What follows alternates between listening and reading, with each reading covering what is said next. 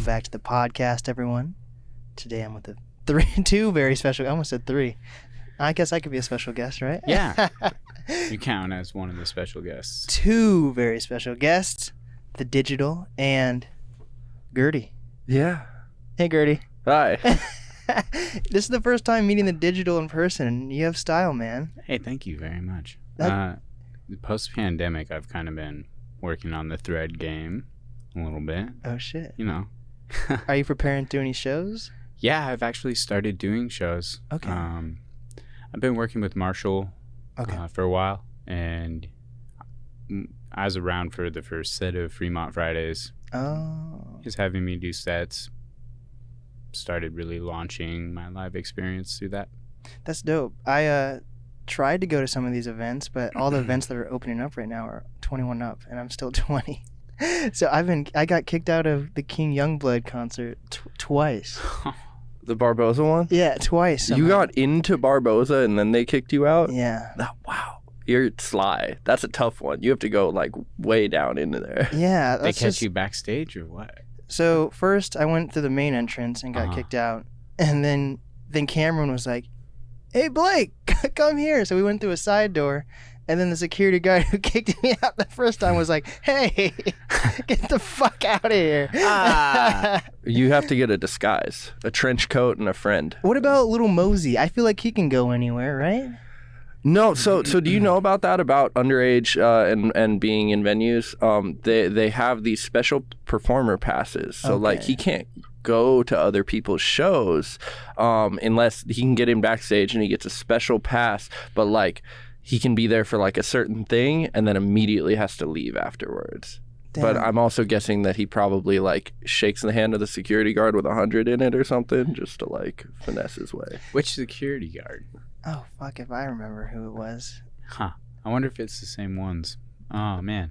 There's one who I'm pretty sure they wouldn't kick people out like that, but they could be on some stricter standards because of things reopening and all that stuff. I get it. Yeah. Do artists, like local artists, play big venues like WAMU or Showbox, or is that still not really a thing that artists do? Showbox, yes. Which Showbox? Either one? Well, it really, really depends. So like Saul just announced that he has a Showbox show coming up in a couple months, right? Well, didn't he kind of make it out of the scene in a way? Sort of, but he's still he's a Seattle artist though, and then sometimes there will be artists from Seattle that can catch some opening gigs for him, but it's Showbox Soto holds like 1,500 people, and that's a tough sell, and WAMU holds like 3,000 people. Oh shit! Yeah. True. Yeah.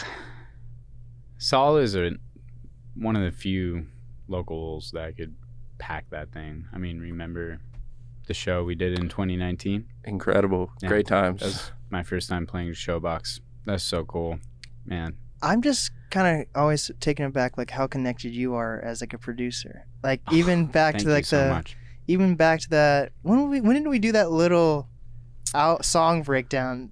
That was a while ago now. Wow. When was that? Whenever Clean came. When did Clean? You know when Clean came out? That's right. It was for Clean. That was in March. Oh my gosh. It feels like forever ago. That's wild. Wow. That was a Zoom interview. Yes. Now we're live in person. That's what's so cool. I'm starting to like see my guests that I did virtually like in person now. That's right. Yeah. So I've had the fortune of, being able to open these studio spaces that I make super accessible, and I focus on curating the... Wait, so you have your own studios, or what do you mean? Yeah, I've kind of, throughout my 20s, acquired studio gear and, more importantly, knowledge on how to record properly on the East Coast. And that brought me out back here when I was 26, 27. So you're not originally from here, right? I am originally from the PNW. Okay. So I grew up in Kent a little bit. Went to Meridian Junior High. Yeah, Sioux Creek. What's good? But then I moved up north for high school, and I went over to Boston for college. Oh, okay. And I dropped out of school and kind of went to Colorado and went to California and then back to Boston and then back here. So And were you making music this whole time? Yes. What'd you go to school for? So I went to Berklee College of Music. That's what Anna Thompson is going to right now. Do you know Anna Thompson? Really? Okay. I wonder if it's virtually, probably? Yeah, she was doing it virtually over COVID. Now she's like debating. Because you know Nikki, so I'm guessing you know Anna. Yes, of course. Okay, so she's deciding right now if she wants to go in person this year. It's very interesting stuff. If you're listening, go in person. Yeah, absolutely. Why'd you drop out? Well, an interesting thing happened. I played saxophone, started playing saxophone and touching instruments like at 7, 8, you know. And I had this musicality, and I know how to play jazz. I grew up playing jazz. Recognized at like 15, 16 that I was like, this is my life. This is what I am here to do is music. And I was always into the exploration. I was trying to play saxophone with like rock bands, and I was forming my own like fusion trios in high school and going and shaking down, you know, establishments and resorts and playing for old people and making money to go spend on weed as a high schooler. I mean, of course, it's the thing you always want to do. But so I went into Berklee off of my sax skills, but they gave us all computers when we went to school, and on this computer was Reason 3, which didn't even have recording input. It's just a MIDI instrument basically. And I just kind of fell head over heels with production instantly on GarageBand. I still remember the first beat I made, and then through a crazy course of events, within like the same week of me really like making my first beat, I got passed a mic at a party and rapped my first line. Still remember that too. And it's just off the top. People were like, how long you been rapping for? I was like, this is my first time. Oh shit. And that was when I was 18. And I really was not a good student on top of this. I know this is hard to believe for everybody who knows me. But so my grades weren't doing well. I was really into production and recognized how long it took me playing saxophone to get the technical basis to be great. So I dropped out of college. I got it at a mentor who was a very well-known bassoonist. And he was like, if you feel like your heart is pulling you creatively, you need to go chase that. And ultimately, you're going to throw away hundreds of thousands of dollars if you're not for sure here for saxophone. I couldn't answer that question anymore, so I dropped out. Do you still play saxophone? Yes, I do. Do you rap? I don't think you rap, right? Oh, I rap. You haven't heard him rap? Wait, so when you're featured on songs, so it's I as got like a song. it's as I a got producer a song with though. Mr. Hentai. I got a verse. And Say, don't talk shit in my kitchen, my dude. Yeah. Wait, when it says featuring the digital, that's usually you as a producer then. No. Are you always rapping when it says featuring the digital?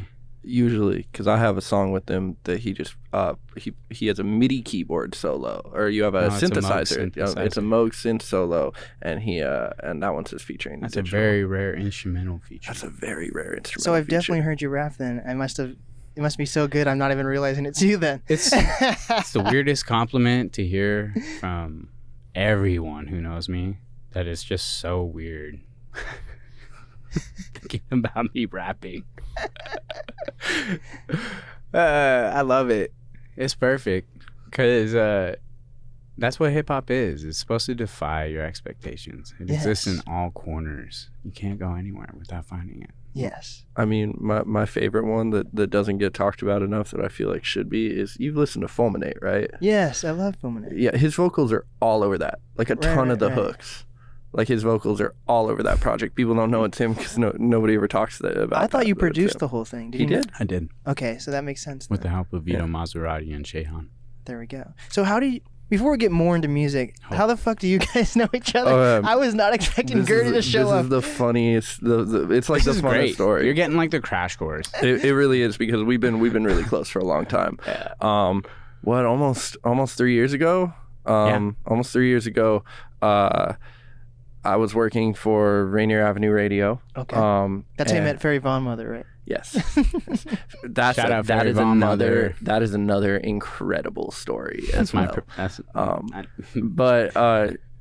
So I'm in there, and my boss there, Tony Benton, was telling me, hey, you know, we got this extra room here.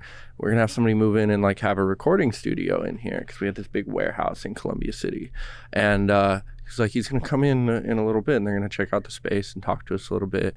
And Jake walks in, and he's with Shehan from the Sultans. Mind you, I'm a big Sultans fan. I had seen 7 years before that. I had seen the Sultans with Nobi perform in a basement in U District, and I was blown away. I was a huge fan after that. So I saw Shehan, and I was like, oh my god.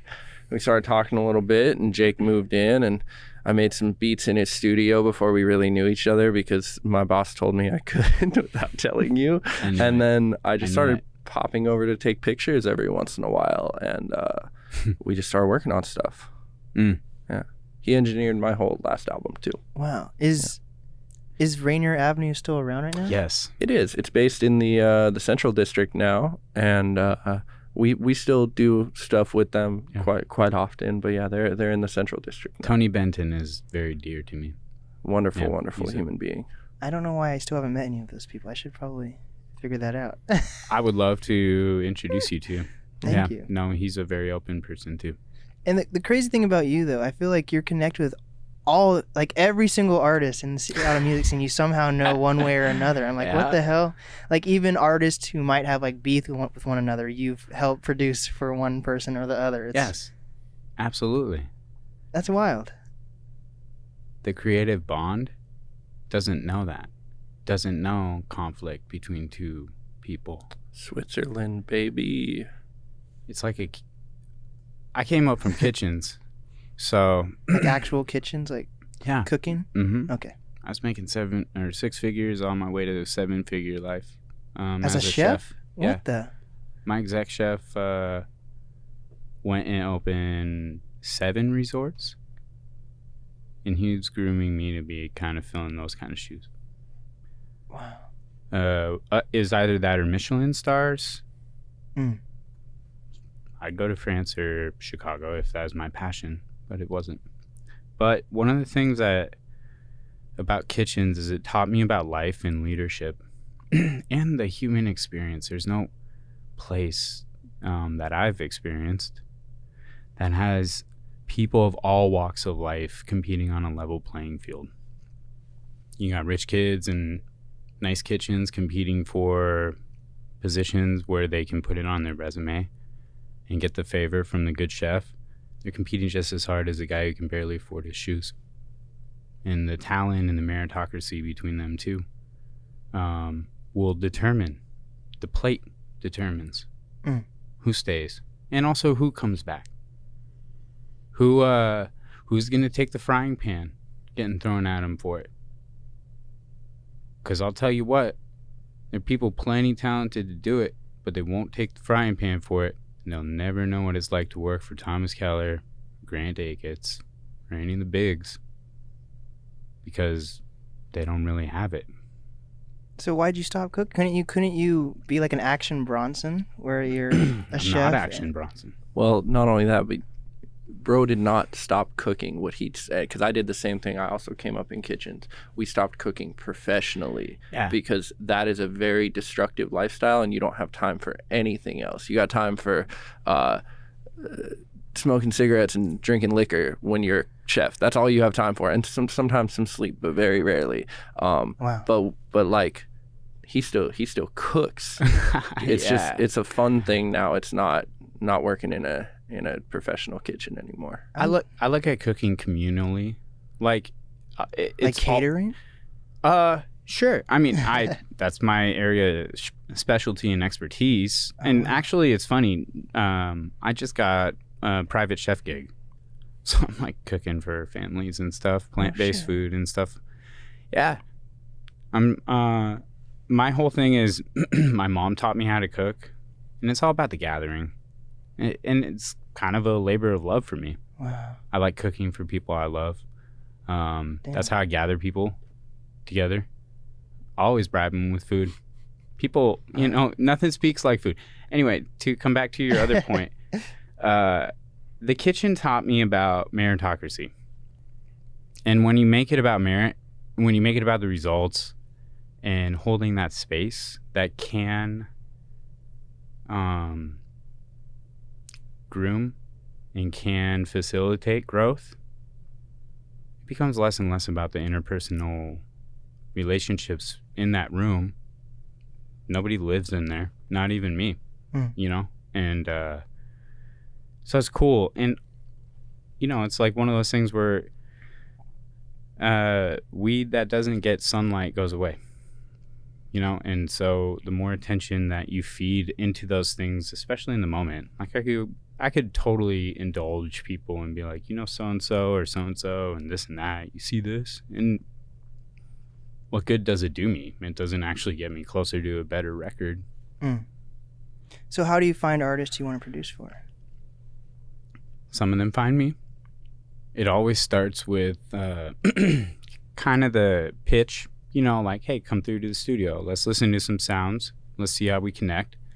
Some people come in with the notion already that they want me to mix, and I can mix for them or record them. Some people have me download beats. Some people have beats already. There's an assortment of different services I do for people out of Front Burner Studios currently. So you can do everything. You can engineer. Yeah, but mainly if I had to pick, it's songwriting, production, engineering and recording, and like mixing, and then mastering and all that. But that's a very serviceable skill that I don't even try to do myself as much, mainly because there are people with 10 years of experience and hundreds of thousands of dollars worth of equipment that will charge me $100 to master. Wow. And I got, you know, more platinum records than I can count. So why would I bother? You know, so, but otherwise, my studio is like a Swiss Army knife that basically can fill in the blanks for any artist. And I've kind of used that to my advantage over the years and seen that kind of broad range of skill sets as a way of making myself useful in of service to other artists in the city. Would you think of making like your own like Seattle Sessions album or something? Sure. Have you thought about it? A little bit. I think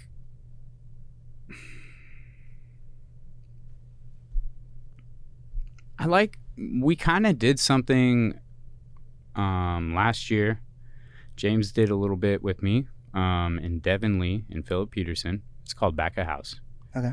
And it was basically our concept, Philip and my concept. I was working out of a studio up north called House of Breaking Glass. Oh, and we just wanted to bring in artists, instrumentalists, and people who we thought were underappreciated in the region and should be kind of talked about to like people in my network or people in Phil's network. So, and what it yielded was a really cool, dynamic kind of jamming style where I'm able to kind of flip and sample in the moment. And we got this crazy collaborative nature. And I've really been interested in kind of having one-offs and having these arranged kind of productions where it's like a little bit unplugged, a little bit rehearsed, and a little bit, let's see what's in the moment.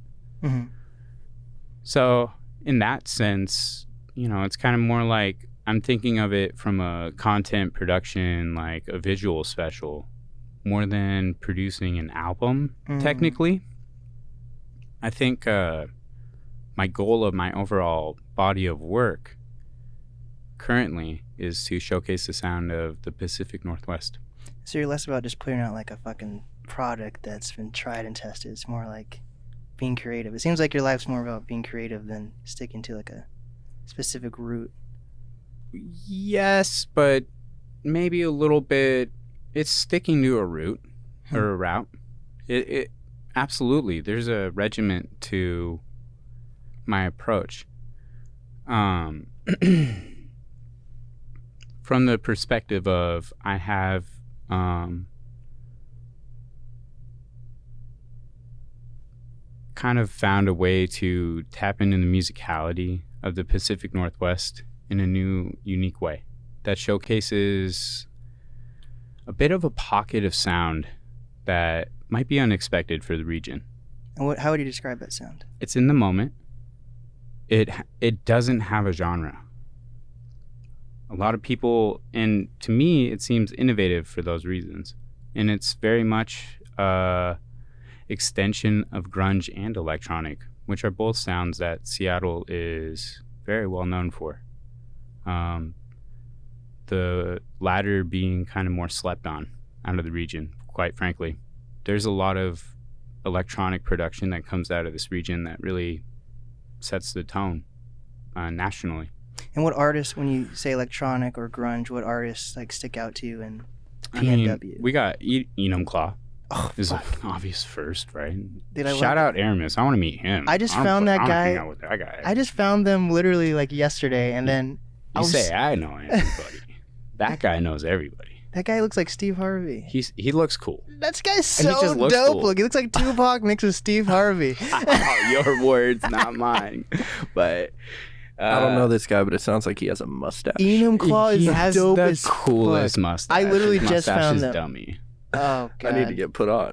They gave me blue balls. They responded to my email and they're like, "We'd love to." And then the next day they're like, "When our next album comes out?" I'm like, "Fuck!" Hey, that's even better. No, that is. They need something to talk about. That makes sense. That's true. I just want to be their friends right now. Yeah. I want you now. But like Youngblood, that's dope that you got him on the Clean Sound song. Yeah. So Cameron and I have a cool relationship. I basically see him once a quarter. Okay. And we just jam and make like 10 to 20 songs in about 4 hours. It's just unbelievable. He's like a big teddy bear. Oh, he's the nicest guy. And he's in New York right now. Yeah. I'm so proud of him. Yeah, they got I'm proud of gonna him. Kill it out there. So stoked for that. That's heartbroken. I missed their show at Barboza. Me too. But I saw a video. I got invited to like 4 different shows. I was like, this is the weirdest problem. I saw a video from that show though where Cameron was, he's on his wireless guitar and stuff and he's gigging in the crowd and I see Nobi in the background just raging and I was like, we did it. One of the representatives was there. It was there. Excellent. Yeah, man. I love that. Yeah, Cameron's great. And I've met a lot of people playing saxophone when I first came to the city. I started working with Shehan. I don't know if you know the Sultans or Shehan. I do not. I'm nodding my head, but I apologize to you guys. I don't. No. Don't apologize to me. He sings very, very good though. Okay, I'll check it He out. sings the good music. He is also a human Chinook. I like the good music. I'll send it to you. He's got this song Godspeed that's just dumb. I actually have like a rogue sax solo for that. Well, actually, so you're familiar with Fulminate. You remember the song One Question? I didn't remember the titles of them. Okay.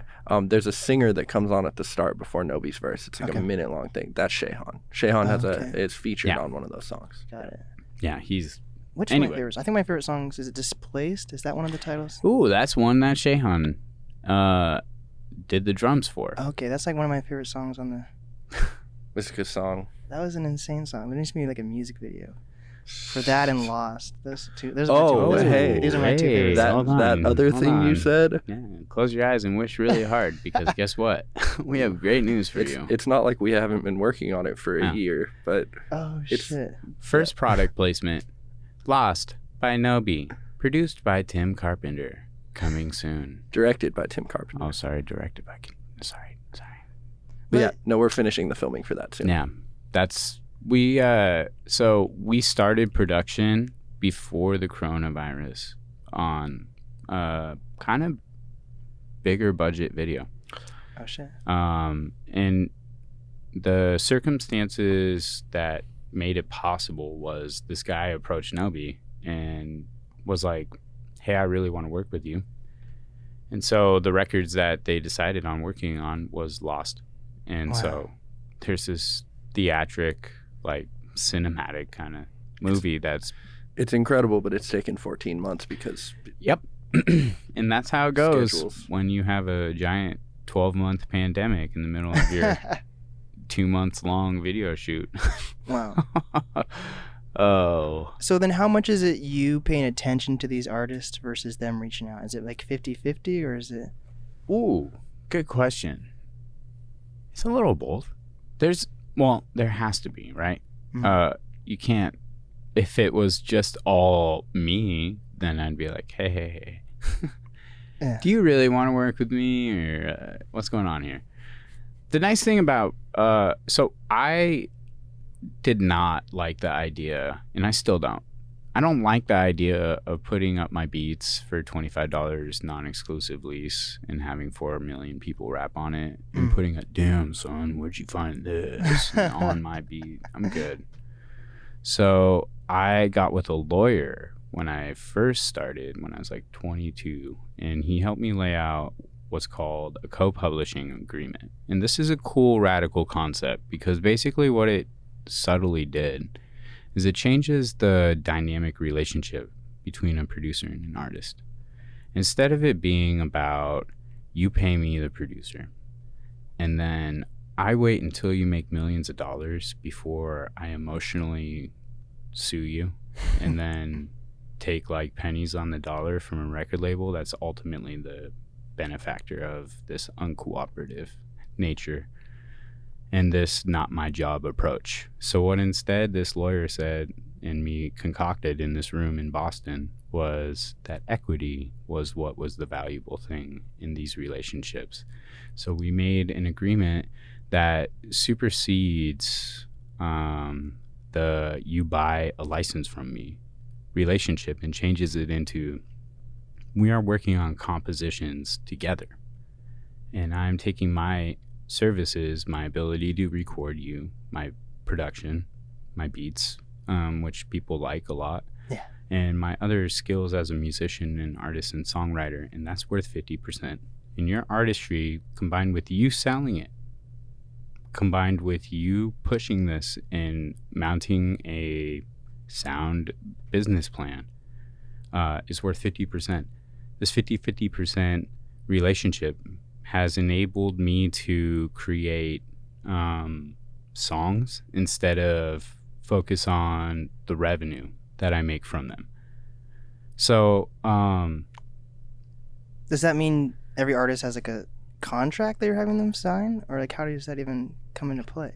So normally it's verbal agreement, but by the time we get to releasing, it's like a songwriting split, basically. And on paper, it, labels the percentages, and I've kind of been a little bit more on the savvy side for licensing.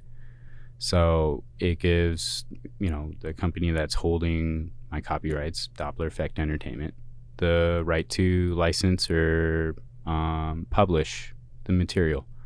This kind of allows me to go make vinyls of Fulminate, for instance, and stuff like that. So, or license instrumentals out for commercials. All because you're under one company, or? No, because it's all under one agreement. It's case by case. So I'm not out here saying this is kind of the answer to me not wanting to take a traditional record label brick and mortar approach. Technically, what the range of services that I provide amounts to is label services. Okay. You could come to me and I can help you release your album independently. I even have a major PR guy who I call. He does good work. That's basically no different than any other record label out there, except for they have the Rolodex of relationships. They have the licensing. They have the ways to generate profit off of monetization of copyrights that are developed over the hundreds of years that it took for the music industry to get formed. So, and did you learn these things while being in school? Like, how did you even 22? How did you even come to learn any of this? So I got a studio internship at a place called Sanctum Sound 10 years ago today. Oh, wow. Actually, Yes. Clap, Gerde, clap. It's funny. I was pointing it out as the only person who brought in a paper resume. I was the only person who wrote a cover letter. They said the other guy who applied for it put his experience as a janitor at Wendy's for this studio internship at this like major studio in Boston. To be fair, most recording studio internships, you will be taking out trash and mopping. And I was things, cleaning up the most horrific toilets. Oh God. But I need to make this beat. I told myself, if I clean this toilet, it's going to be the cleanest toilet you've ever seen, and people are going to say, how is it so clean in here? And somebody's going to say Jake was the intern. And Wow. It worked because one of the lead engineers ended up taking me under his wing and really showing me a lot. And that coupled with a couple friends of mine who were graduates from Berkeley, I got with this cool lawyer who was like way ahead of his time. Wow. Way. He's working for ACLU now. Wow. Cool dude. Brian Allen. This goes back about 13 years, by the way. So I have been meticulously studying and surrounding myself with people who are smarter than me. That's basically all it is. Ask a bunch of questions. Your beard makes you look extra smart, though. Thank you. That's so nice. You're so nice. Thank you for giving me that compliment. Yeah. I mean, I wish I had hair. Both of you guys. Look at that. Beautiful long hair, beautiful curly hair. I'm so jealous. No, I'm not jealous. I'm proud. I'm happy for you guys. I can't grow facial hair, so this is what I have instead. Okay, and that's a fair trade. I'll trade you. No, I'm kidding. I kind of like my big beard now. I grew into it. Yeah, it looks great. So yeah, I think it's not even. At the end of the day, we're uploading a lot of stuff to DistroKid, so they handled most of the distribution of rights, and then from there we go registered on like BMI and Sound Exchange and all that. Those rights are handled accordingly. Rights management is 3/4 of the game. Yeah. At the end of the day, it's actually one of the most important things you can do if you're trying to step above being an artist. And if you can produce a record and never worry about this kind of stuff, by the way. But because of the nature of most of my deals, I end up kind of getting a little more involved than just making the beat. Yeah. I don't know how it happens like that. I'll be like, one day I'm making a beat with someone, next day I'm driving Zane to Tri-Cities to go shoot a music video with Justin Frick. See, you guys have a connections all the way around. So where there's like musicians, Justin Frick, all these like. Yeah. That's wild to me. I have some fun Justin stories from recently. No, but I mean that's the whole thing. It's from day one of us getting in with stuff together. I was coming in. I was taking pictures, and stuff. And Jake would we kind of, hey, like, you want to keep coming in and doing this? Like, let me trade you some studio time. I know you want to make some music too. And we spent 2 years working on a 6-song EP together, of him just engineering for me and helping curate and stuff.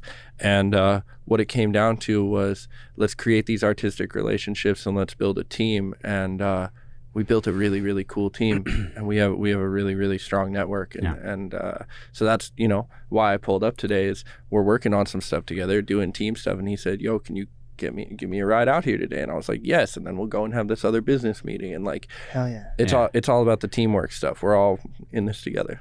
My whole goal is to create or have an ecosystem through my creative connections and facilitate and kind of make my impact felt more than seen. Mm-hmm. And is there a reason that, or maybe I'm not looking at the bigger picture, does it seem like you guys are mostly working with Seattle, Pacific Northwest artists, or do you work with artists outside of? Currently, we're working with PNW artists. Mainly, I mean, yeah, I would say PNW Washington artists. We got Yell.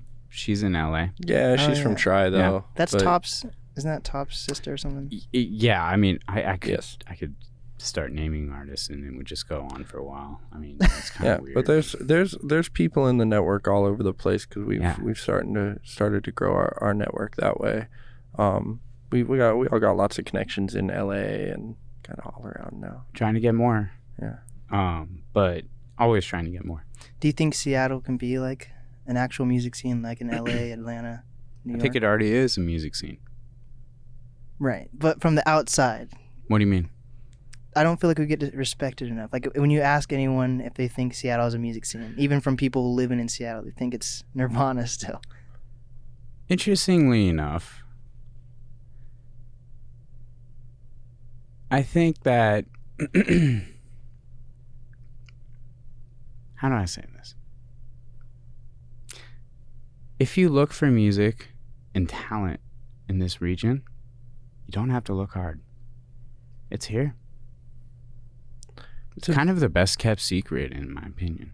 It's really a good one. It's in Tacoma and Olympia and Vancouver and Portland.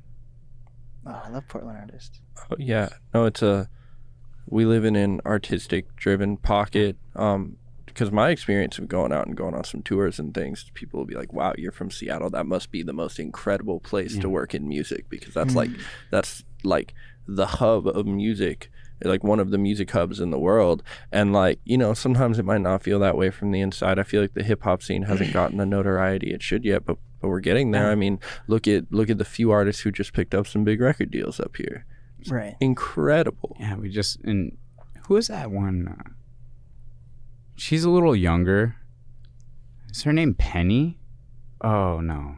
I'm butchering her name. Penny. Shoot. There's this one rapper from, I think she goes to Garfield or Roosevelt. She's like 17 or 18, and she just got picked up by majors. We also are forgetting about really? Laze. Also got picked up by majors. Mm-hmm. But was it Louis? Louis got picked McIntosh, up. Yeah, just recently. and J Loud. J Loud. Shout out Chris Pack. He's just killing. Oh, wow. But we don't really have record labels or media outlets here. Versus when you think of a music scene. What's a media outlet? What's a city-based media outlet that's flourishing right now? Got the Breakfast Club. Got the LA Leakers. You got. That's New York and LA. Right. Okay. I'm just listing off. You're absolutely right. We don't have record label. Like we have Sub Pop, right? Okay. But KXP that's why is recognized nationally, though.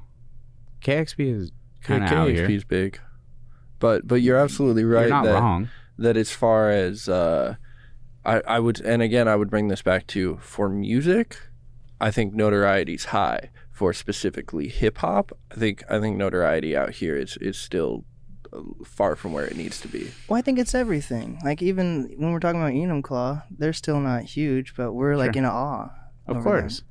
Because they're getting write-ups everywhere, and it's not like the paid, like, we passed a PR guy a press release write-ups. It's like people who are actually interested in it. But yes, at the same time, it's not like we have plethoras of groups like them, but we have quite a few. But then why are there artists that are part of the scene for like over a decade and nothing's come of it? If they're talented, versus if they were like in an LA or in a New York or Atlanta. This is I'm using these are great questions. It's a fantastic question. They're mixtures between questions and excuses. Because if I was on this end and someone was asking me these questions, I could only answer with excuses as well. I think the reality of that situation is that no matter what city or scene you enter into in the world, you're gonna find people like that you're like, wow, how have they not just taken off yet? And the answer is because it doesn't work that way. There's a guy you can look up. He's from Boston. His name is JD Taylor, I believe. He's part of a crew called Agari Crew. Awesome singer. Did work for Ludacris. Been in the game for 10-20 years. Worked right next to Ryan Leslie. You ain't know about his name. He was right next to Ryan Leslie. Ryan Leslie was trying to bring him on. He said, you have to give up everything to do this shit. Dude didn't believe him. He was wrong. There's no deciding factor to when you have officially failed. There's no point where you have lost the battle as an artist, except for the one you decide. Sometimes that can be like the ego death you need, because then you're like, no, I'm not going to go out like this. But ultimately, you can go 10, 20 years on fumes and finally hit that spark. And then you just explode. Look at Rodriguez. And more artists are proving this to be true as they hit their mid-30s. They're starting to find their longevity. We got a guy, Benjamin Harper. He's a local cat too. He's world-renowned. People know his name. He can walk around the city. He makes his check. He's a very respected artist. That looks like a successful artist to me. And he might not be featured on Pitchfork. Hopefully he will. I think he could be. But do you think the success for artists have changed?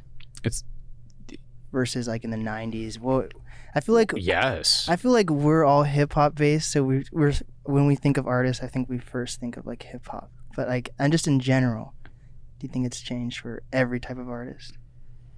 Or do you think yes. Because some like bands are more like... We got Nathan Chan, who's the principal cellist up there at Seattle Symphony, and ask him about TikTok and what it's done for his career. Oh yeah. Or I mean, from my angle of looking at it, look at outside of music as artistry, look at a Cole Bennett who could never make another music video again in his entire life, and he built an empire. Yeah. He built a platform. He's a celebrity who directed music videos. We live in a completely different era now. Like everything is the whole landscape's changed. Yeah. Some people really make it off of building the platform.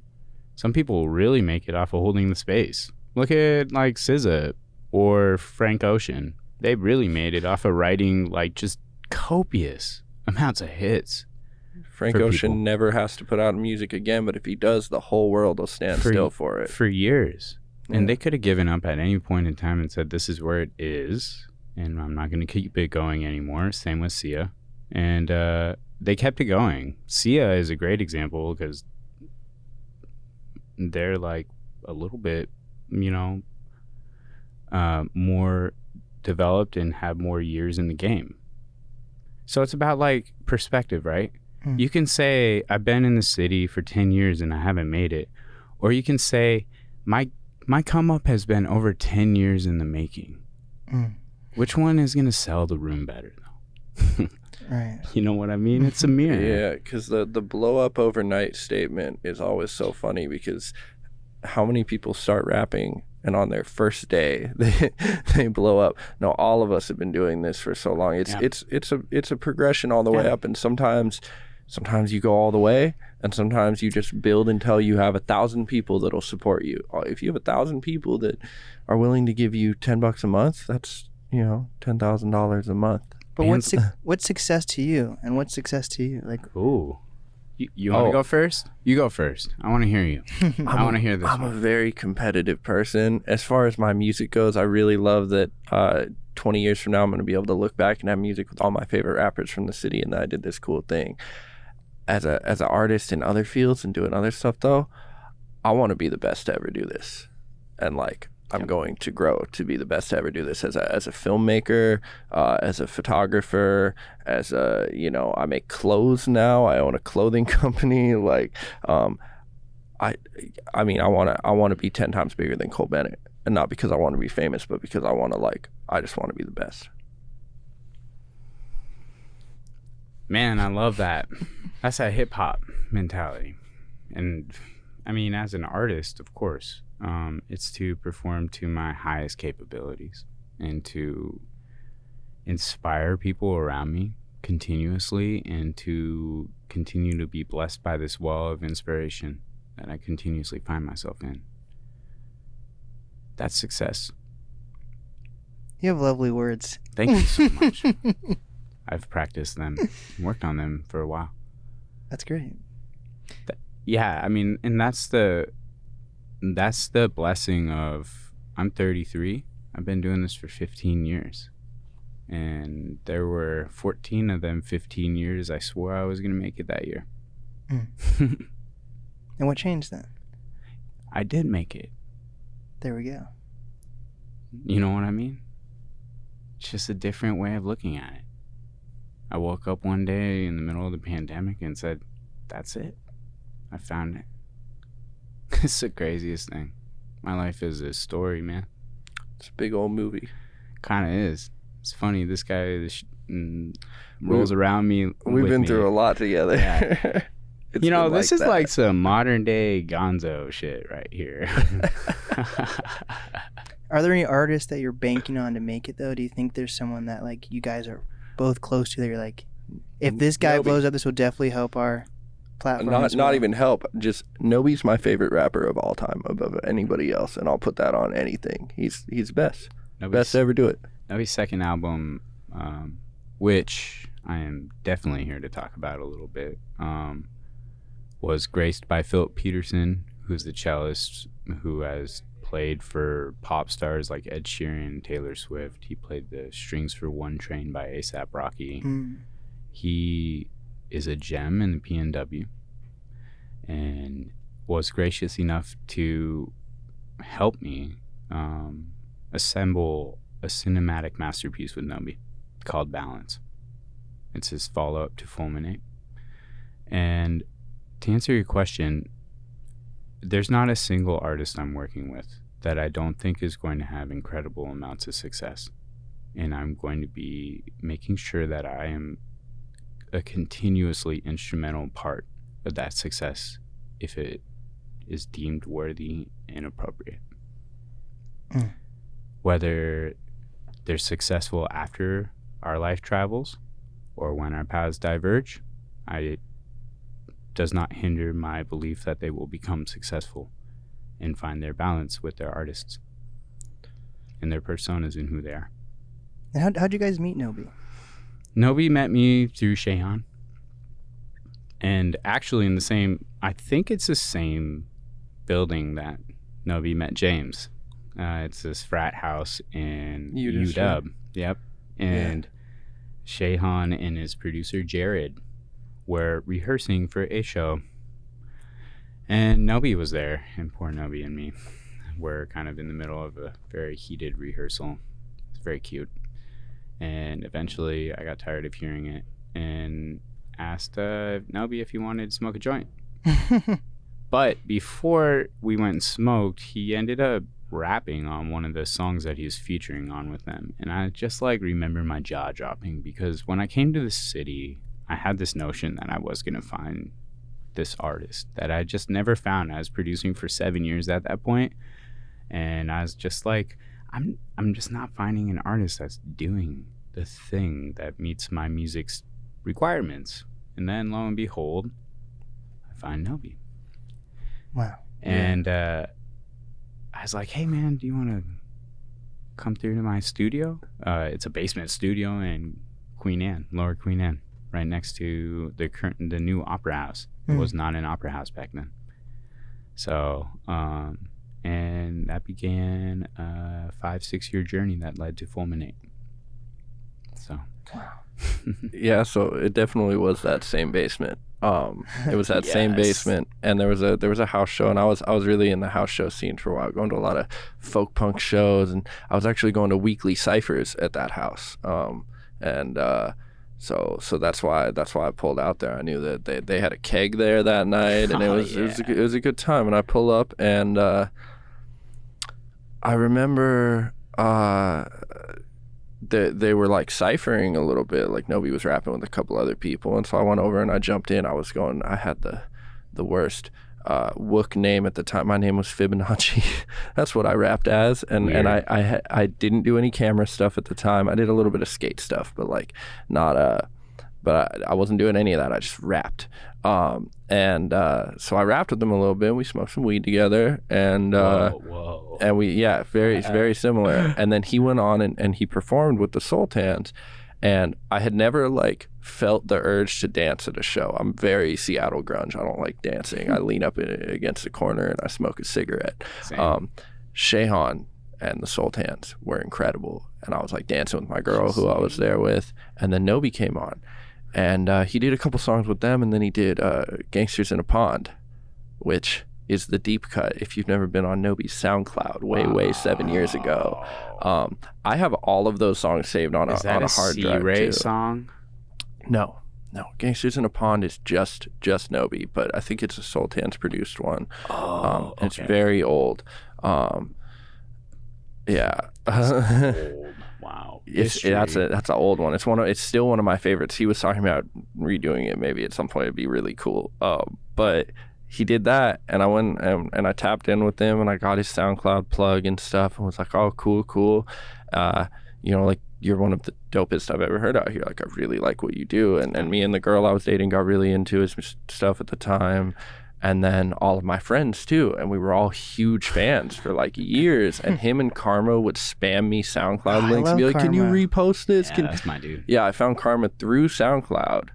And hey, can you repost this? Hey, can you repost this? And then in my first few months at Rainier Avenue Radio, I wanted to make a good impression on our dude that runs a hip hop show there. His name's Daniel Bellis, D Money, and I was like, I can get you Karma and Nobi. Like, I've talked to him a handful of times. I can get them for you, because they had a show coming up at Central Saloon that my good friend Jordan Callahan was booking. Wow. And I know so that show too. I reached it. Yeah, it was a Palmer Squares show. Yeah. And he almost broke his funny, leg. also where I met Ryan Henriksen, Ryan Van Hagen. But Same.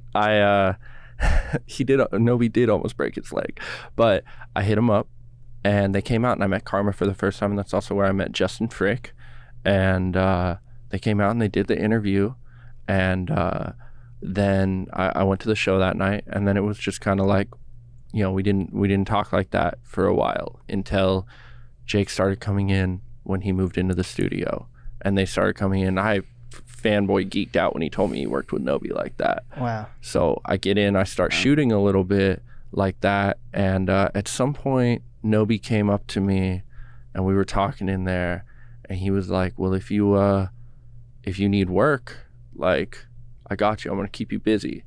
And I think I shot the Christmas Nomad show I shot the Macintosh show first, that Lone Wolf and Cub and Karma were on, and I paid to get into that show. Oh, that was a dope album, the Lone Wolf and Cub album. Lone Wolf and Cub was good. That one was good. I Mr. produced one of the joints Shaolin. on that too. Oh, wow. Yeah, Shao's a great guy too. Shao Sosa, Nobi's dad. Yes. Amazing. Shout out But to Shao. paid to for get real. into the Macintosh show, shot that to like make a good impression, send some pictures out, and then I went, and Nobi started taking me to every show, and I was getting in the studio with you guys more, and then it was a wrap. I went everywhere with you guys. Crucial documentation, Whole honestly. thing. Like The whole thing. That was like just 2-3 ended up years working ago. perfectly. Yeah. Amazing. The first time I heard of you actually was before the pandemic. Okay. I did so much stuff before the pandemic. It's crazy that how things slowed down. Okay, I should start asking people how they heard about me. There Who we sent go. you? I met, who did I interview first? I think I interviewed, it must have been Nobi, and then I interviewed Cash NC. Okay. Yep.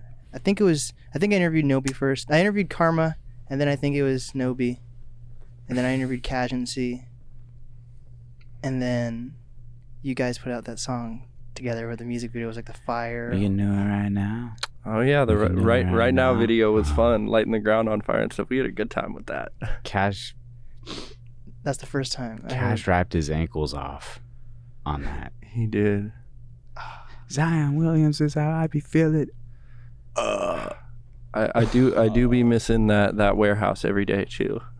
I haven't seen Cash in a minute. Shout out Cash. He was Shout out the- Cash. He was the last person, I think, from the music scene I really, except Nestra. Nestra is like just one of my. Shout out Nestra. Shout out Nestor. That's a good dude too. He's Dude's like one of my tight. best buds. Oh, cool. But He's sneaky good. ooh, He's sneaky good.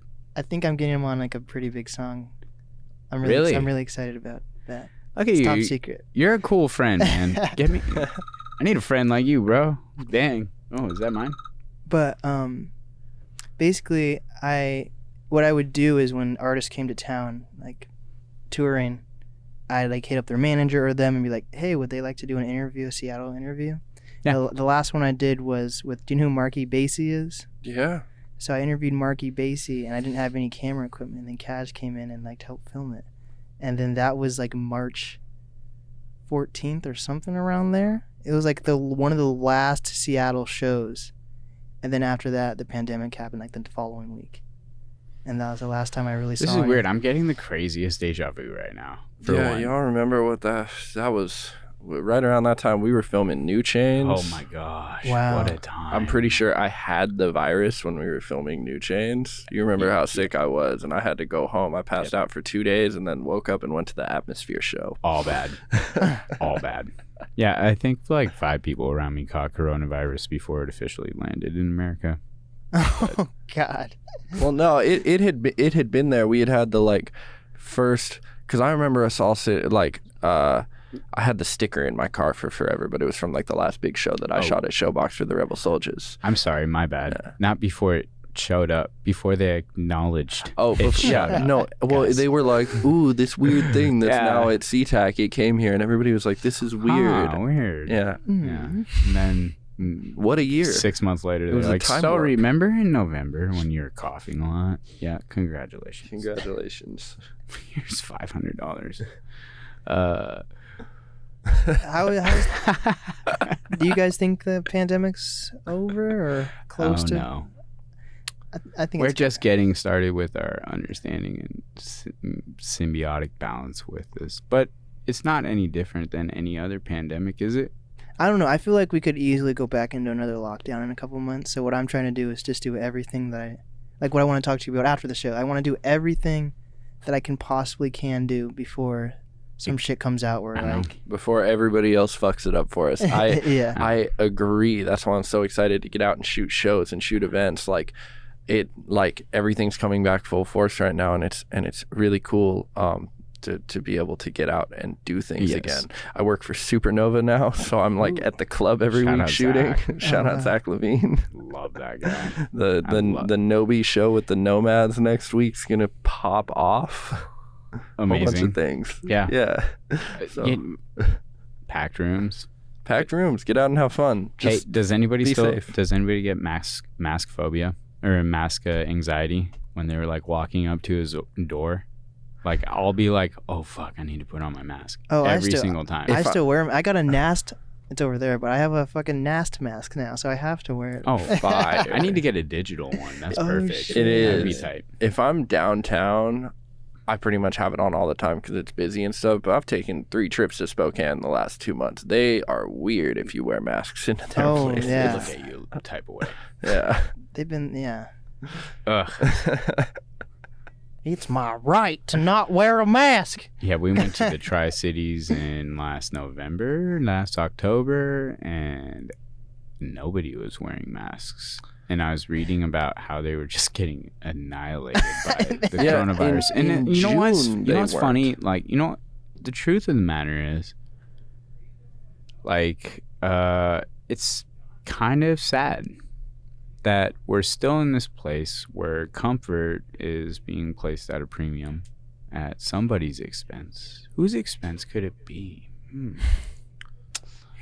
It's just this common theme that just kind of keeps plaguing us every 50 years or so. Then gets brushed back under that rug. Do you know what I'm talking about? Something to do with racism, classism, all that. And all you that could file stuff those that we- out under oppression. Yes. Dun, dun, dun. Dun, dun, dun. And it's just overprivileged people that don't want to read a book that are ultimately contributing to us literally having a civil discussion. But this is a reality that things could close back down and everything could go back away. And even that lack of security for the moment is enabled by people who are overprivileged, people who don't have empathy. You said read a book. They do read. The problem is that we're not talking about books that are written by Bill O'Reilly. Fox News. Trash. I can't act like CNN and MSNBC ain't feeling the same kind of fires though. Well, the But, media is out here to stir the pot Of anyway. course. They're not. None of them are on our side. I'm not listening to either one. No. Anyway. The NAST podcast is on your side. Oh, I actually. Your last interview with Perry was awesome. Oh shit! Support that was local media. Yeah, definitely. Support Can we touch on that media. then? Yes, please. Okay. I was hoping we would. So, you guys are both close with the martial law bit. Of course. I want to talk about. You can step out. I'm here for the. No, I'm here for the smoke. Yeah. I want to start. I want to start with the. What was that airplane hanger song that? Well, I made the music video for that song. True. And God, you guys are both. You guys. Okay.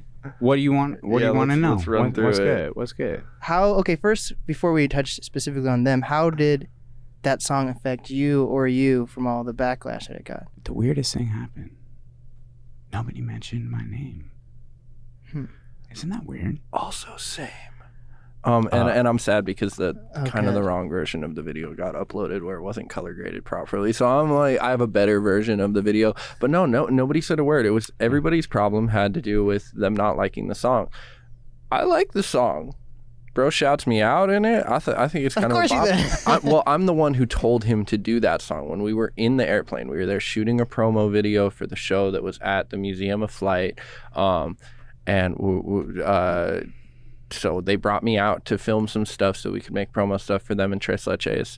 And he's like, bro, we could like do a little one take in here. And I'm like, cool. What song you got? And he's like, oh, well, I got this one with Pompeii. We could do his stuff somewhere else. I know. No, what song do you have, dude? Like, yeah, we could film somebody else's parts. We could film a whole video for you in the Museum of Flight right now. What are we doing?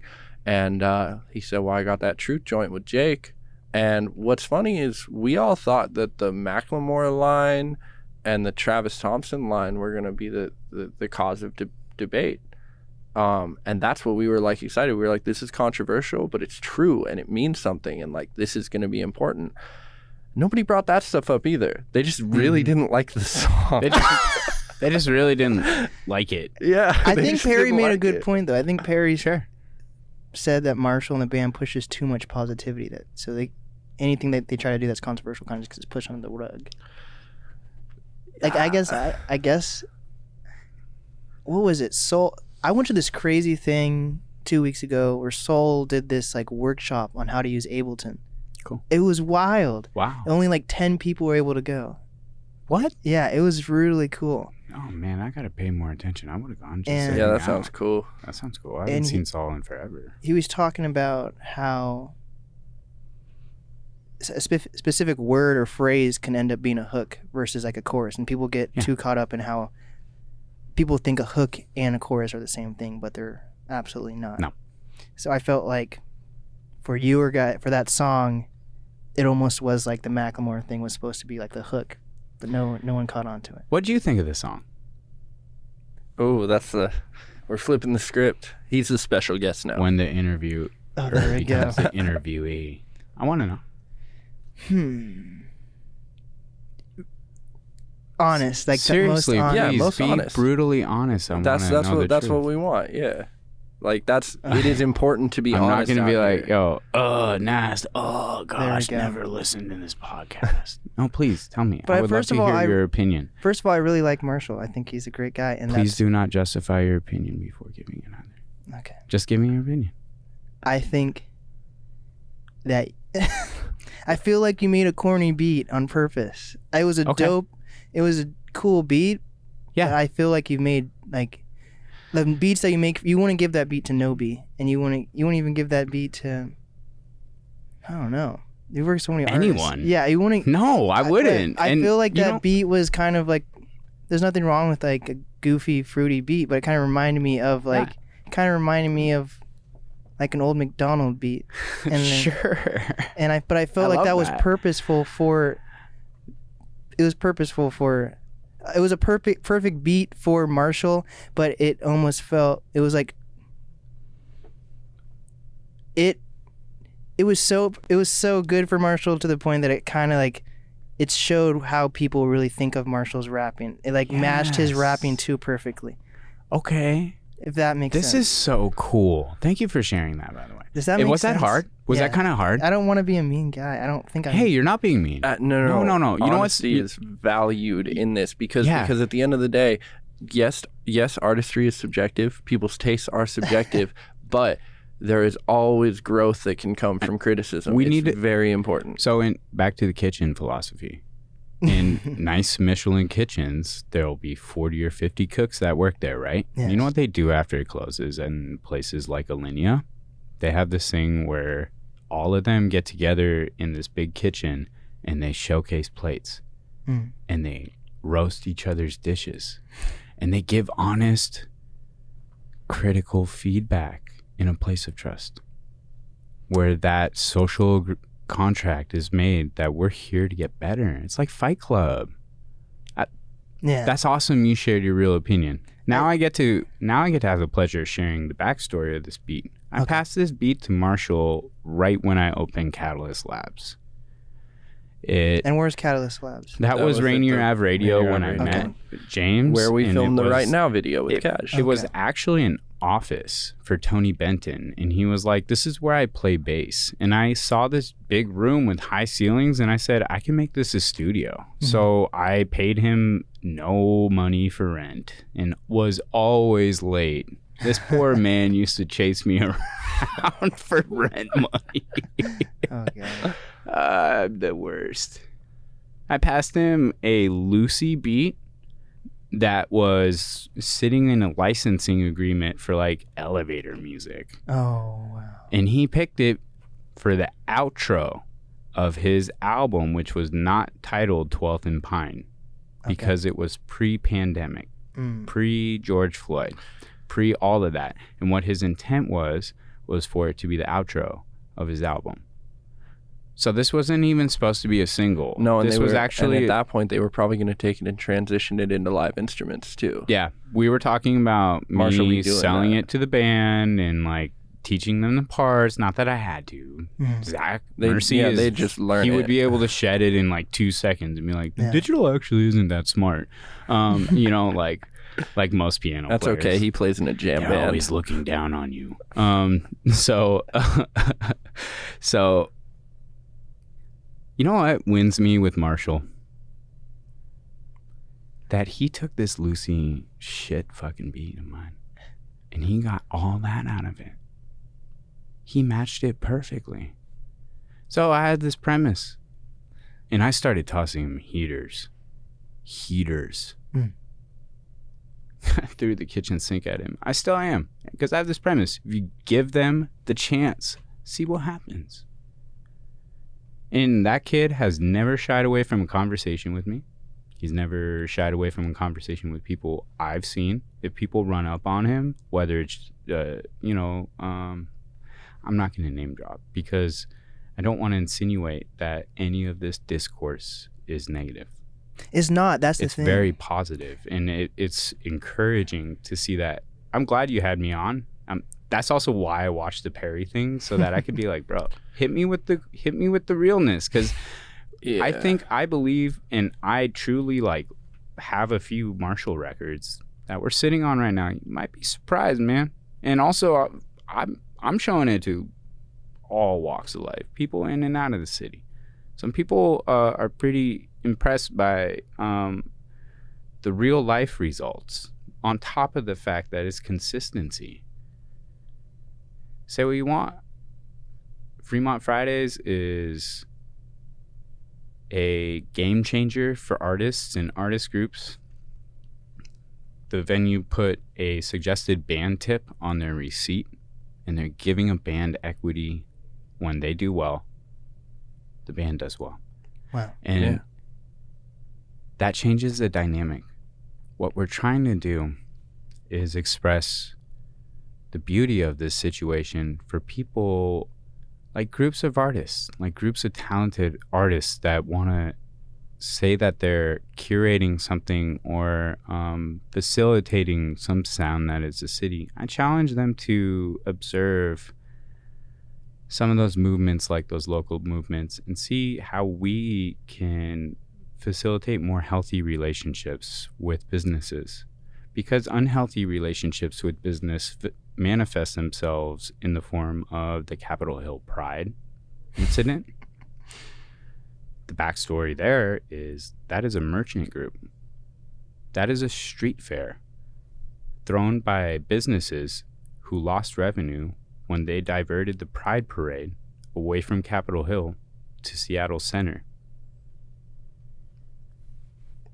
Yet we aren't talking about those 2 organizers who filed the complaint yet, are we? We should. Doc, I really don't know much about the Pride stuff, honestly. There's like a litany. Like it's just so I'd much. like to hear all of it. The only thing I knew was they fucking were trying to charge white people to go to the event. No, a reparations model is reparations model. That was stupid. I'm a black guy, and I think that's the most stupid. If you want equality, you don't force reparations on people like that. Well, okay. But I was just think it was, and the reason it's coming across to some people wrong in that way is if we look at it in the model of what we're doing is offering black and brown people to come to the event for free, because that's not often a courtesy that, you know, it's not a courtesy that's ever gestured like in that direction. And it was for one specific event during Pride. All right. It was for one specific event. It was just for taking Black Pride. You know, this wasn't the whole parade. No. None of this even had to do with the parade. The parade was at Seattle Center. Capitol Hill Pride was the one that was making a fuss about the reparations model, and taking Black Pride was at Jimi Hendrix Park. They were all happening the same weekend, but they were different events. And so what it came down to with that was those organizers that reached out to the Human Rights Board were incredibly in the wrong for doing that, and they were doing it out of spite because they didn't want to lose money. As we said, it's a merchants association, and that's why this whole thing is a very complicated situation. I've had some people reaching out to me and asking me specifically, what are your feelings on how everything went down? And I'm like, to be honest, like, I don't know. It's a lot and it's very complex, but what doesn't hit me in the way with it is like, why are we talking about martial law ban when the people who are doing the real wrongdoings are still out there and not getting talked about? Yep. That their businesses are still being patronized. So Marshall got thrown into this because he was with the company? Like, no, because they were playing the event and they didn't drop out. Nest. No. It's because they didn't drop out of the event. And should they have? It definitely doesn't feel like my place to say. Which part? Why were they supposed to drop? I'm still confused on why they were supposed to drop out. There was a.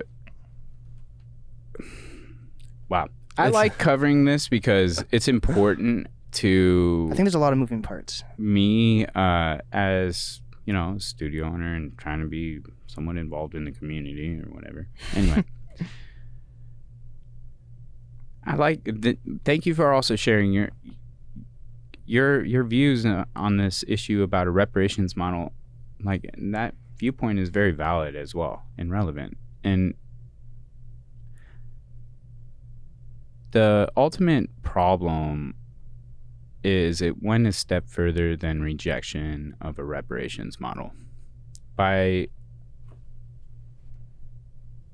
Charlotte Lefevre and Philip Leipson, and I'm mispronouncing their names on purpose because they filed a complaint with the Seattle Human Rights Committee, which triggered a national media response, which painted targets on the backs of already hyper-marginalized group organizers and leaders.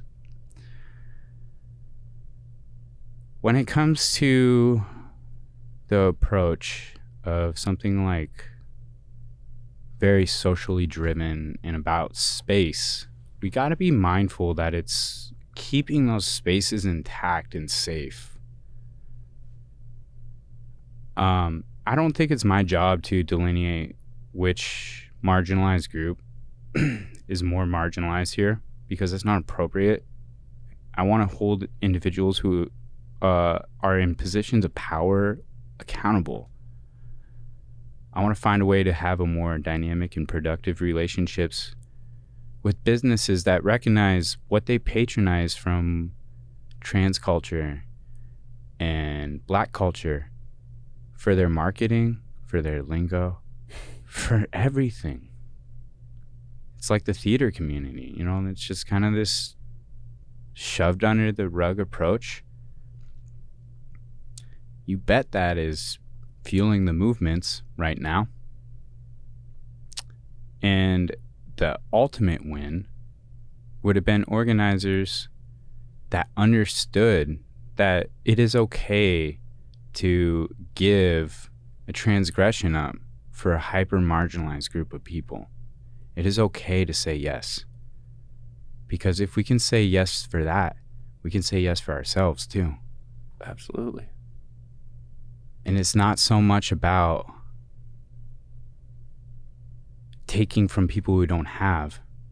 It's about responsibility in the social contract, where we recognize the value of what holding a safe space for these groups of people can bring for us. We can flourish like New Orleans up here, but we need to provide safe spaces for these beautifully resilient groups that, quite frankly, through the pandemic and George Floyd, have no responsibility to fight the wrongdoings of my ancestors or Caucasian ancestors that I'm mindful of and holding space in opposition to.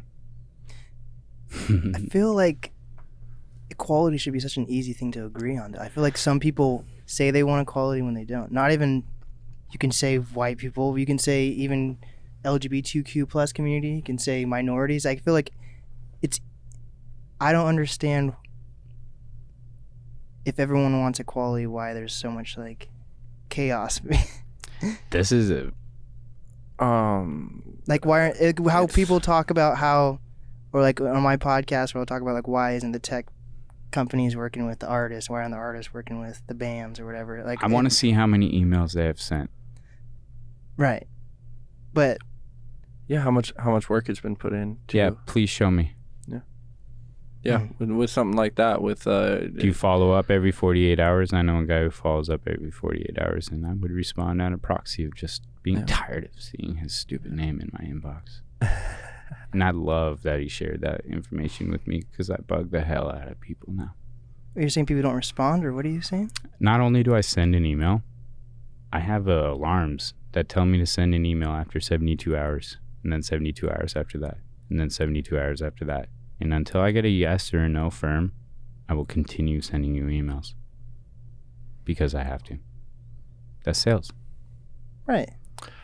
But my point is, some of these people that are clamoring for that, I want to see how many emails they've sent out. I want to see how many cold pitches they've done to tech companies. Have they gotten with Big Fish's music tech supervisors? Have they found the bars that these guys go drink at? Because I don't know if we're taking the Kevin Costner approach of if you build it, they will come. But that's a movie. That's actually not real life. But do you think all these different minorities or groups are doing the same thing, of coming together? What do you mean? Do you think LGBTQ plus? It's such a mouthful. Do you think they want to be their own community? Do you think Black people want to be their own community, or do you think people want to be all equal and be one huge community? Because I don't think people want to be one big community. I think it's a balance, right? We want to respect and hold traditions intact. You can still have culture. Yeah, and that's culture, right? And I think when it comes to the concept of equality, capitalism specifically predicates its success on the oppression of a group of people, on the failure of somebody else. There's an interesting Orwellian concept about freedom, and it's a farce, because it implies that somebody has to be not free in order for it to exist. But wait, that doesn't sound like survival. There's no animal that holds another animal in captivity. There is no animal that tells another animal, I'm superior over you. A lot of these roles and stuff are unspoken agreements that we have.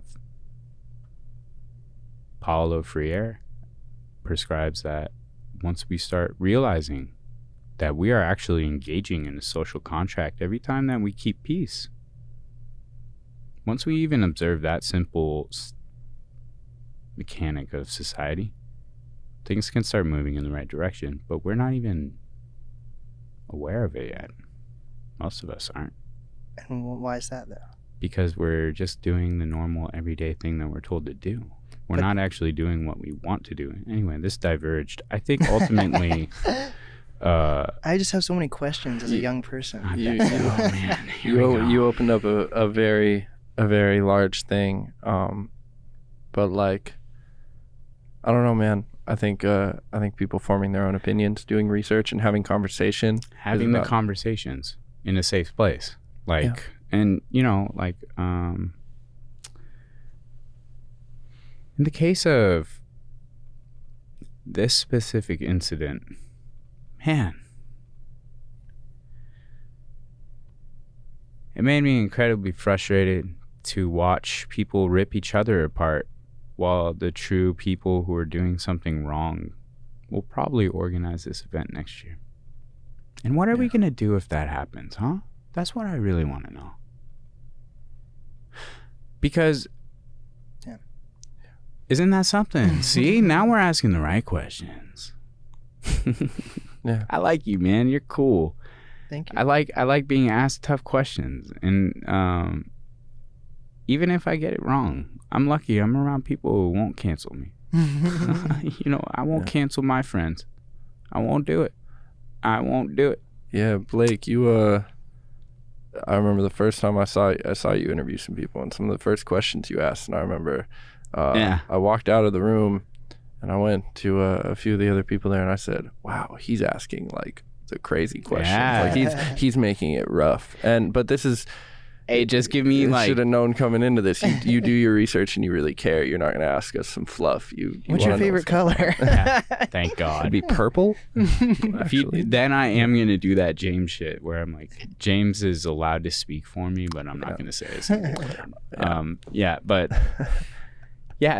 it's important. This is actually, the things that will lead to us being taken more seriously in the country or whatever. I already think we kind of are to savvy people.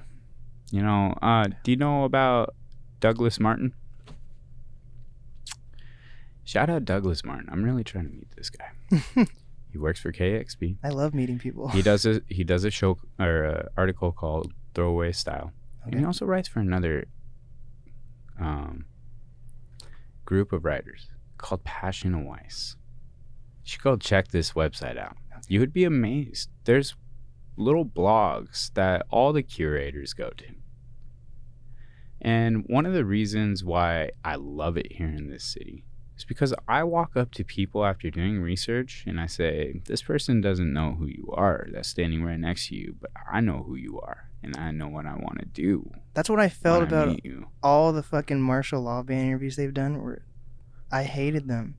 And then I spent like, how long was I at their, I don't even know how long I was at their house for. I was at their house for a while. It was a long while. You interviewed everybody who was a part of anything. It was like a 4-hour thing, and I didn't release it until like 5 months after everything, and still no one had asked any of my questions, really. Yeah. I'm like, what the fuck? Oh, yeah, you absolutely asked more in depth than anybody. I always hated that with regular interview shows, which is why on my interview show I'd bring on rappers and I'd say, cool, you got a new album coming, whatever.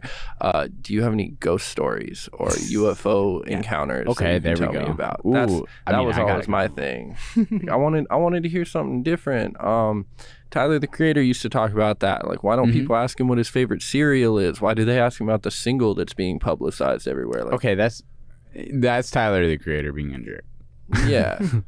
I hope that, please make sure that I get at least 30 seconds to pitch my upcoming records and the ones that I've released, because that's also what this is about a little bit. 100%. It's kind of disappointing to see a whole hour go by and we're talking, like, it's a little bit of both. This is like podcast interview culture a little bit where we can just talk about life. Yeah. But also the business person in me will see an artist talk for an hour on T and talk about their records for not even a minute. And I'm like, hey guys, I keep getting told by people that see me play shows that they don't know I even have a Spotify. So I've done everything in my power to make my Instagram and my Twitter and my Facebook not places where you know my opinion, but places where you can realize that I do in fact have a Spotify.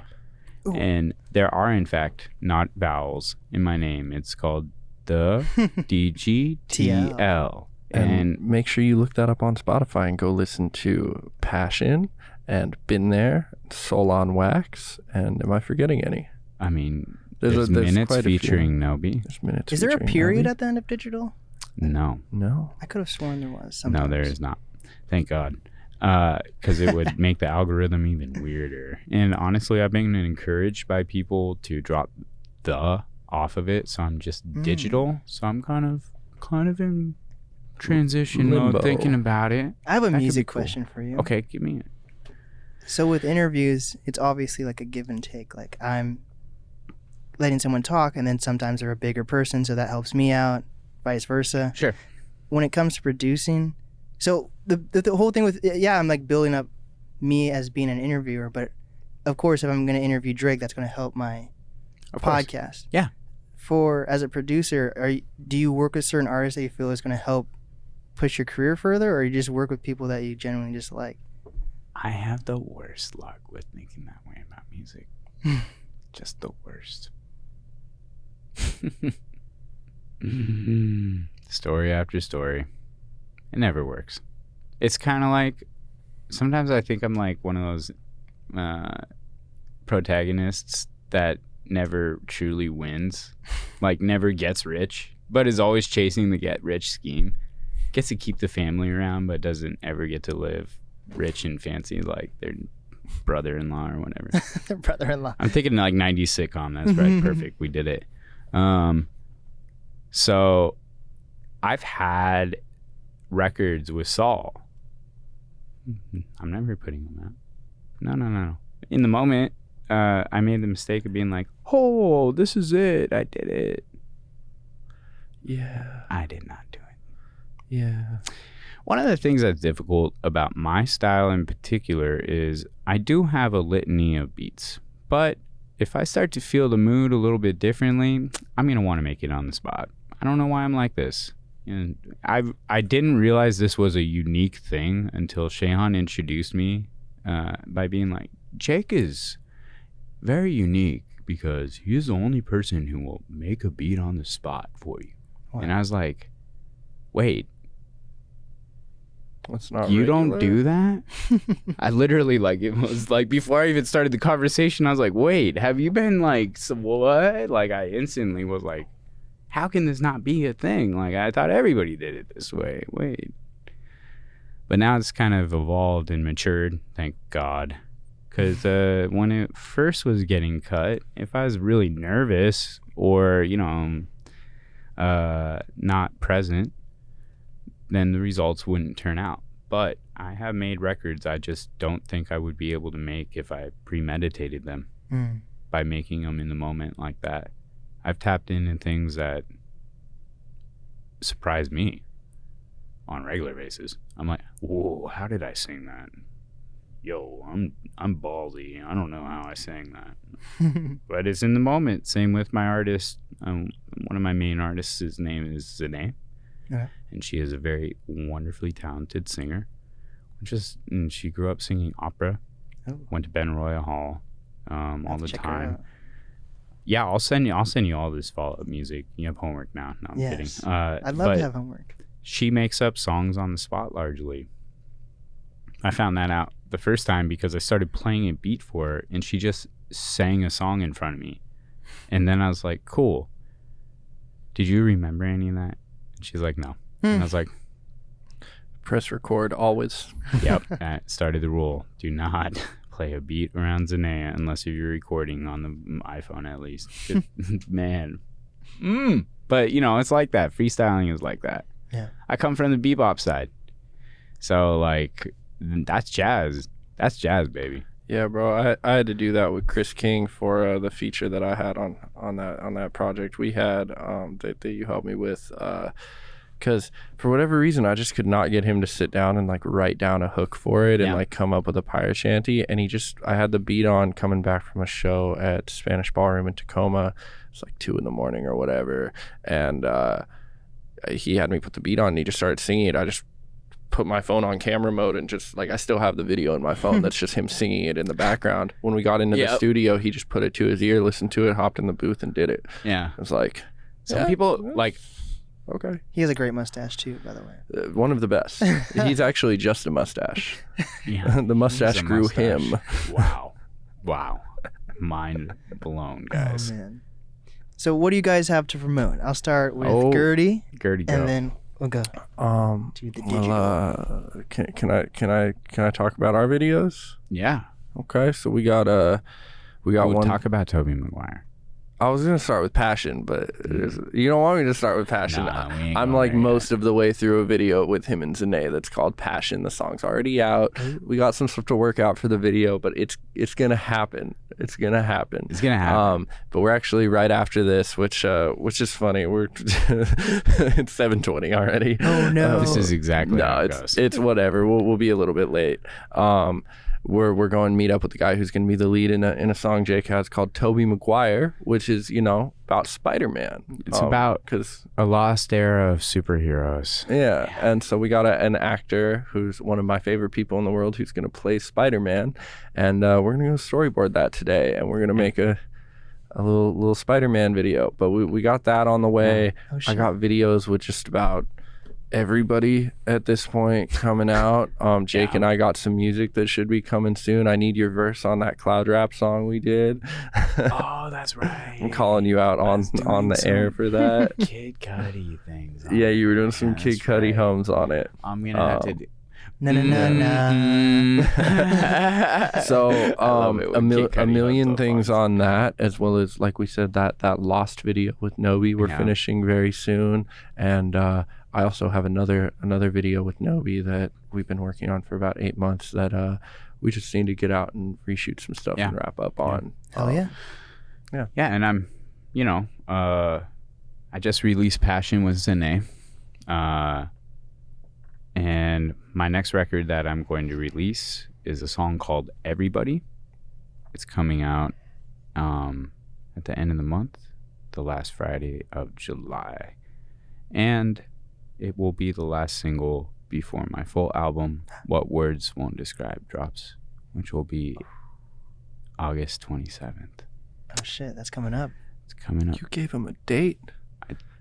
I got 100 croissants on the comment, man. I just put up this post and I said, drop a croissant. The chef's ordering croissants right now. You need to give me croissants. And people just gave me all these croissants in my post. So I said, if it hits 100, I'm going to give an album date. So here we go. So you just got the first saying of you just got that. Not that it's like highly anticipated by anybody except for like maybe my grandma. Me, I'm a fanboy. Me too. I love this. You know what? It's really cool. I started out as a rapper basically. Once I decided I was not going the Berkeley jazz route, the easy route. I mean, I'm kidding, guys. It's not easy. So I never had a chance to really perform live.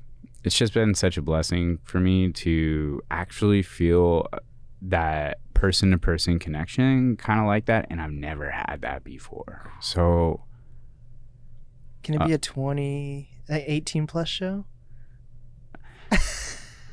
Or give me special so here's the passes. deal. My whole mantra is like I kind of like doing not traditional venues. Oh, so yeah, absolutely. We're organizing that. My favorite one that I think would work, something like this would work really well for you. You guys remember how they did the listening party for Kids See Ghosts?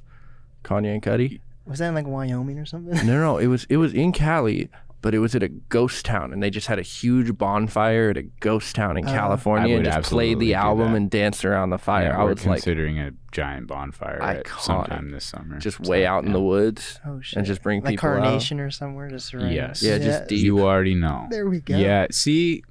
You know what's great about these kind of ideas is everybody already has that idea.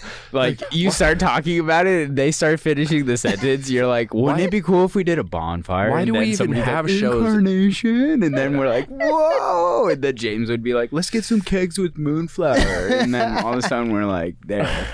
You know what I mean? Like, why do we even have shows in warehouses? Like, why don't we just go cooler places?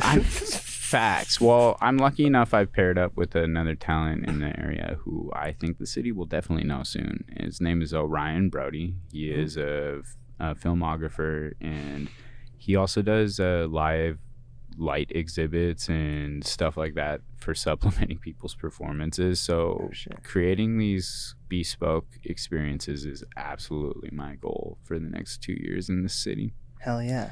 Yeah. While we're preparing for other big news that probably needs to wait a few years to World announce for me. domination. Oh, it's happening, my friend. There's no option. We're all the way in, baby. Hell yeah. Oh yeah. Anyway, What's the easiest way to reach you guys? Start with Gerde. Instagram, Soaring Hawk Above, GerdeGotta@gmail.com, James at I'mStillUnemployed.com. So you had to shout out the little clothing line. Love Me, that. Sam Shoemaker, Jordan Callahan, and Macintosh. Oh, that guy's about to get on the show. Who is? The still unemployed. Who are they? oh, That's you?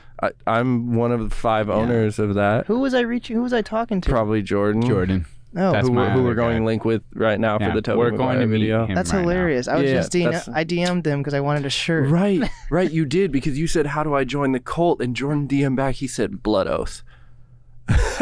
I died. Love he the full screenshotted sell. that and sent it to me. Yeah. Love the full sell. So I did all of the content run for that you were seeing. So like everybody in the shirts and all of that, from the Perry to Gifted Gab to Stevie Stone to That's that was hilarious. we went around for 4 months and did that. You guys need to come. You need to come back on the show with them then. I will. That's what's happening. But yeah, there's 5 of us. We'll make it happen.